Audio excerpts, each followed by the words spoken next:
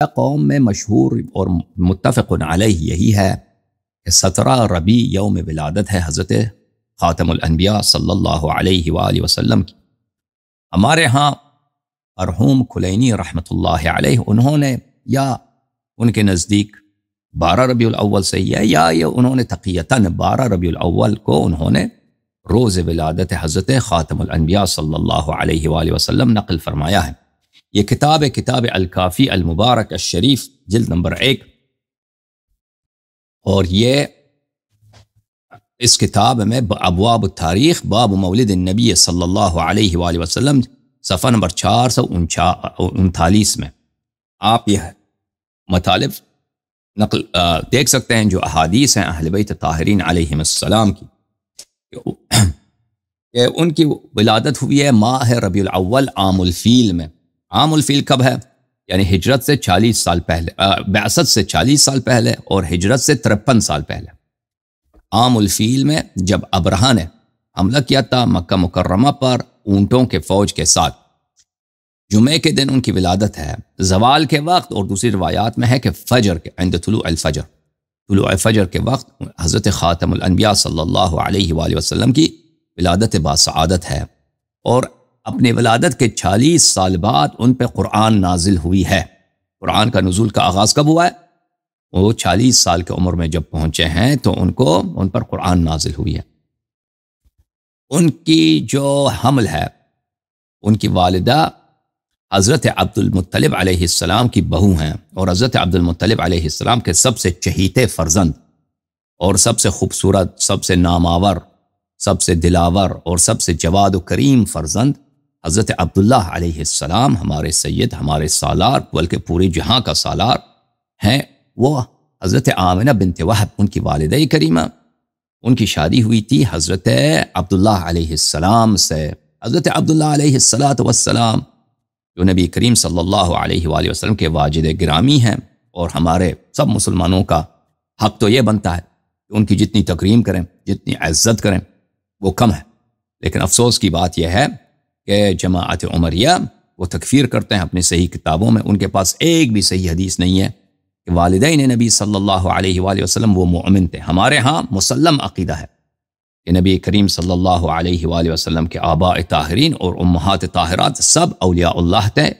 اور سب پاک مومن تھے، اللہ کے ولی تھے، اور ان کے نسل میں وہ کسی کافر کے صلب میں یا کسی کافرہ کے رحم میں کبھی نہیں رہے ہیں۔ اچھا، ان کا گھر ان کی ولادت سے پہلے حضرت عبداللہ علیہ السلام کی اپنی والدہ گرامی، ان کا تعلق مدینہ منورہ سے تھا، تو وہ اپنے والدہ کے رشتہ داروں سے ملنے گئے تھے مدینہ منورہ، یعنی اب ان کے جو ماموں اور نانا اور نانی کے لوگ ہیں ان سے ملنے مدینہ منورہ گئے تھے، یثرب اس زمانے میں کہا جاتا تھا۔ تو وہاں پر ہمارے آقا، ہمارے نبی کریم صلی اللہ علیہ وآلہ وسلم کی ولادت باسعادت سے پہلے وہیں مدینے پر ان کا انتقال ہوا۔ تو نبی کریم صلی اللہ علیہ وآلہ وسلم جب دنیا میں تشریف لائے ہیں تو والد گرامی کا سایہ ان کے سر پہ نہیں تھا، اور نبی کریم صلی اللہ علیہ وآلہ وسلم کے مصائب بہت زیادہ ہیں۔ یعنی نبی کریم صلی اللہ علیہ وآلہ وسلم کی زندگی کو اگر آپ دیکھیں تو پرز درد ہے، خوشی اس میں کم ہے، درد اس میں زیادہ ہے، مصائب اس میں زیادہ ہے۔ ہمارے ہاں بھی حدیث شریف میں یہ ہے کہ جب آپ پر مصیبت نازل ہو تو ہمیشہ رسول اللہ صلی اللہ علیہ وسلم کے مصائب کو دیکھو، تو وہ مصائب، آپ کے مصائب آسان ہو جائیں گے، اور ان سے رول ماڈل لے لو۔ مصائب میں ان سے رول ماڈل لے لو، رسول اللہ صلی اللہ علیہ وآلہ وسلم سے۔ تو والد صاحب تو ان کے وفات پا چکے تھے، والدہ گرامی ان کے والد کے گھر میں تھیں، حضرت عبداللہ علیہ السلام کے گھر میں، جو وہ ان کا گھر شیب ابی طالب میں تھا۔ یہ شیب ابی طالب میں ان کا گھر تھا، بعد میں عقیل کا، وہ جناب عقیل ابن ابی طالب، ان کو مل گئی تھی یہ گھر، تو ان کے اولاد نے اس گھر کو انہوں نے فروخت کیا تھا بنی امیہ سے۔ حجاج ابن یوسف کا بھائی تھا محمد ابن یوسف، بنی امیہ کی جانب سے مکے میں رہتا تھا، اس نے اپنے لیے مکے میں ایک محل بنایا تھا۔ تو ان لوگوں نے اپنے رسول صلی اللہ علیہ وسلم کا جو پیدائشی گھر تھا ان لوگوں نے فروخت کیا جناب عقیل کے نسل نے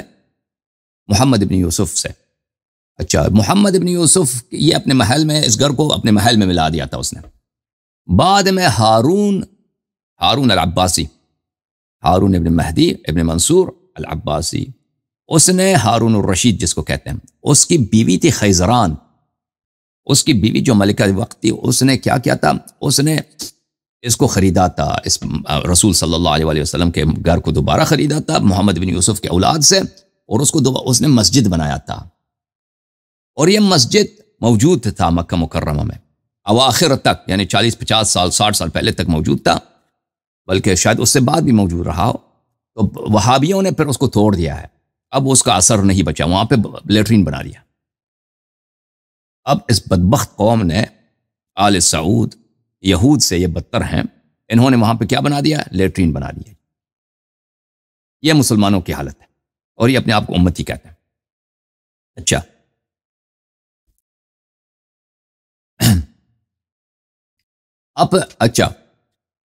جب ان کی ولادت ہوئی ہے، مرحوم کلینی رحمہ اللہ فرماتے ہیں کہ وہ اب جب ان کی بعثت ہوئی ہے اور اللہ تعالیٰ نے ان پہ قرآن نازل فرمائے، تو 13 سال تک وہ مکہ مکرمہ میں تھے، پھر مدینہ تشریف لے گئے، مدینہ ہجرت فرمایا، اور مدینہ منورہ میں 10 سال رہے، پھر وہاں پر ان کی وفات ہوئی ہے مدینہ منورہ میں 63 سال کی عمر میں۔ 63 سال آپ دیکھیں تو بہت جوان ہے وہ انسان، 63 سال کی عمر بہت جلدی ہے، بہت جوان ہے، کہ ان کو شہید کیا گیا تھا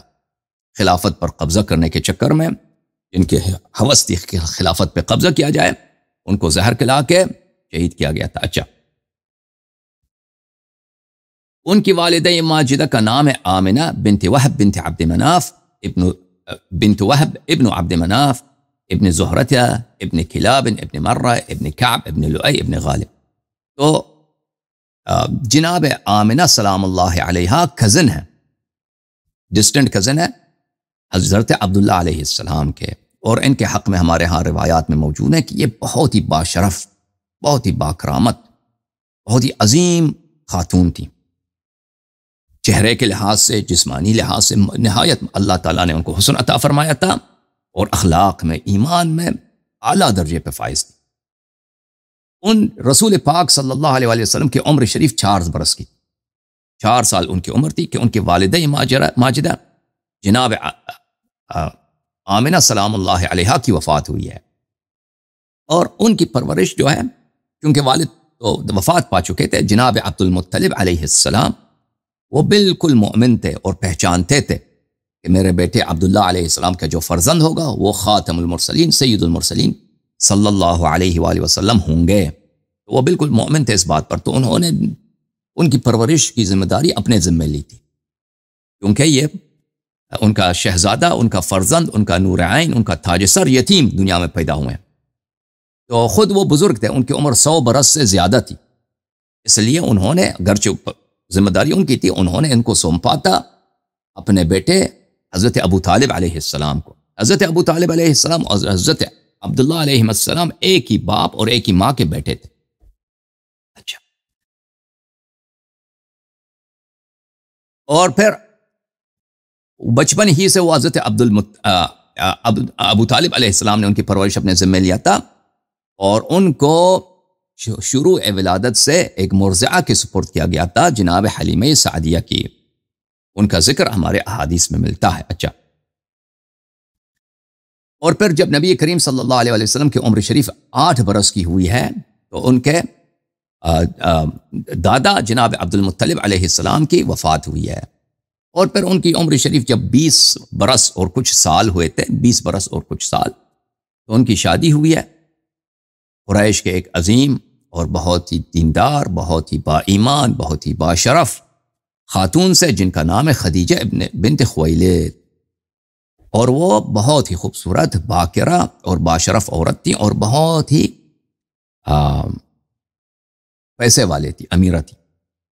اور اللہ تعالیٰ نے ان کو بہت، جتنے ان کے فرزند ہوئے ہیں نا، ان کے بعد میں ہجرت کے بعد انہوں نے اور بھی شادیاں فرمائی ہیں، لیکن ہجرت سے پہلے ان کی ایک ہی خاتون تھی، جناب خدیجہ سلام اللہ علیہ۔ تو جتنے بھی فرزند پیدا ہوئے ہیں وہ بطن مبارک حضرت خدیجہ سلام اللہ علیہ سے ہوئے ہیں۔ بقیہ ازواج کو یہ شرف نہیں ملا ہے کہ ان کو نبی کریم صلی اللہ علیہ وسلم کی نسل نصیب ہو، سوائے جناب ماریہ قبطیہ رضی اللہ عنہا کو، ان کو ایک بیٹا اللہ نے نصیب فرمایا تھا نبی کریم صلی اللہ علیہ وآلہ وسلم کے نسل اطہر سے، جن کا نام ابراہیم علیہ السلام تھا، اور وہ بچپن میں وفات ہوئے تھے۔ خدیجہ سلام اللہ علیہا سے ان کو بعثت سے پہلے، قرآن کے نزول سے پہلے، اللہ تعالیٰ نے ایک بیٹا عطا فرمایا، ان کا نام قاسم ہے۔ اللہ تعالیٰ نے ان کو ایک بیٹی نصیب فرمایا، ان کا نام رقیہ ہے۔ ایک بیٹی نصیب فرمایا زینب، اور ایک بیٹی نصیب فرمایا ام کلثوم۔ یہ کسی شیعہ حدیث میں نہیں ہے کہ ان کی صرف ایک بیٹی، نبی کریم صلی اللہ علیہ وسلم کی 4 بیٹیاں، ٹھیک ہے نا؟ یہ بہت غلط بات ہے۔ شیعہ ذاکر، شیعہ مولوی اہل بیت علیہم الصلاۃ والسلام کی احادیث کو جھٹلاتے ہوئے کہتے ہیں ان کی ایک ہی بیٹی تھی۔ وفات کے وقت ان کی ایک بیٹی تھی، کیونکہ باقی بیٹیوں کی وفات ہو چکی، لیکن شروع میں ان کے 3 مزید بیٹیاں تھیں، ٹھیک ہے نا؟ اور یہ ان اہل بیت پہ علیہم السلام پہ ظلم ہے، ان شہزادیوں پہ ظلم ہے کہ آپ انکار کر دیں کہ یہ فرزند رسول صلی اللہ علیہ وآلہ وسلم نہیں ہے۔ بہرحال اس کے متعلق ہم پہلے بات کر چکے ہیں، احادیث آپ کو دکھا چکے ہیں کہ نبی کریم صلی اللہ علیہ وآلہ وسلم کی اور بھی بیٹیاں تھیں۔ اچھا، اور مبعث کے بعد، نزول قرآن کے بعد، اللہ تعالیٰ نے ان کو ایک بیٹا نصیب فرمایا، ان کا نام طیب ہے، اور ان کا ایک کا نام طاہر ہے، اور آخری جو فرزند ہے ان کا نام حضرت صدیقہ طاہرہ فاطمہ الزہرا سلام اللہ علیہا ہیں۔ بعض روایات میں یہ ہے کہ جناب طیب اور طاہر نزول قرآن سے پہلے ان کی ولادت ہوئی ہے، اور صرف فاطمہ الزہرا سلام اللہ علیہا ہیں جو بعثت کے بعد اور نزول قرآن کے بعد ان کی پیدائش ہوئی ہے۔ از یہ جو بھی ہو، اللہ تعالیٰ نے ان کو مکہ مکرمہ میں 3 فرزند عطا کیے، 3 بیٹے اور 4 بیٹیاں، لیکن بیٹے سب دنیا سے چلے گئے۔ میں نے عرض کیا آپ کو کہ رسول کریم صلی اللہ علیہ وسلم کی جو حیات طیبہ ہے وہ بہت ہی، اس میں مصیبت زیادہ ہے، خوشی کے لمحے اس میں کم ہے۔ بچپن میں ان کے 3 بیٹے وفات پا گئے، دشمن خوش ہو گئے، کہنے لگے کہ یہ تو ان کا دین ختم ہو جائے گا، ابھی یہ خود ہے نا، جتنی مرضی یہ کریں، جب ان کی وفات ہوگی تو جب ان کا کوئی وارث نہیں ہوگا تو دین بھی ان کا ختم ہو جائے، ٹھیک ہے نا؟ تو اللہ تعالیٰ نے فرمایا انا اعطیناک الکوثر فصلی لربک وانحر ان شانئک هو الابتر۔ ہجرت سے 1 سال پہلے ان کی وفادار خاتون بیوی اور ان کے زوجہ مکرمہ اور ان کی با ایمان اور ان کی معاونہ خاتون حضرت خدیجہ سلام اللہ علیہا کی وفات ہوگی، تو اس پہ رسول پاک صلی اللہ علیہ وآلہ وسلم بہت غمزدہ ہوا ہے۔ 3 بیٹے وفات پا گئے، ٹھیک ہے نا؟ اور اس کے بعد ان کا جو ہم سفر حیات ہے، جو تمام مشکل گھڑیوں میں، شیب ابی طالب میں جب سب لوگ جھٹلا رہے تھے اور سب لوگ پتھر مار رہے تھے، قتل کرنے کی کوشش کر رہے تھے، ان کا سہارا بنی ہے، وہ بھی دنیا سے چلی گئی ہیں، اور ان کی بیٹی فاطمہ الزہرا سلام اللہ علیہا یتیم، باقی بیٹیاں یتیم، تو یہ بہت اثر ہوا۔ اور اس کے کچھ عرصے بعد جناب ابو طالب علیہ السلام، جو ایک والد کی طرح تھے نبی کریم صلی اللہ علیہ وسلم کے لیے، والد کی طرح تھے، پرورش کیا تھا، بڑھا کیا تھا، شادی کرائی تھی، خطبہ کیا، پڑھا تھا، ہمیشہ سے ان کی حمایت فرمایا تھا، اور ہر جگہ سینہ سپر کیا تھا ان کی دفاع کے لیے، ان کی حمایت کے لیے۔ ان کی بھی وفات ہوگی، تو رسول پاک صلی اللہ علیہ وسلم بہت غمزدہ ہو گئے، اس طرح سے کہ اس کو عام الحزن کہا جاتا ہے، غموں کا سال، عام الحزن۔ تو ہوا یہ کہ یہ 2 عظیم ہستیوں کا جب وفات ہو گیا مکہ مکرمہ میں، تو رسول اللہ صلی اللہ علیہ وسلم شنع المقام بمکہ ودخلہ حزن شدید وشکا ذلك الى جبرائیل۔ رسول پاک صلی اللہ علیہ وسلم کو پھر ان کے بعد خدیجہ سلام اللہ علیہ کے وفات کے بعد 3 بیٹے وفات پا گئے، خدیجہ سلام اللہ وفات پا گئی، حضرت ابو طالب علیہ السلام وفات پا گئے، تو پھر مکہ ان کو اچھا نہیں لگا، پھر مکے میں رہنا اچھا نہیں لگا۔ جبرائیل علیہ السلام سے شکایت کی، جبرائیل میں یہاں پہ بہت غمزدہ ہوں، بہت تنہا،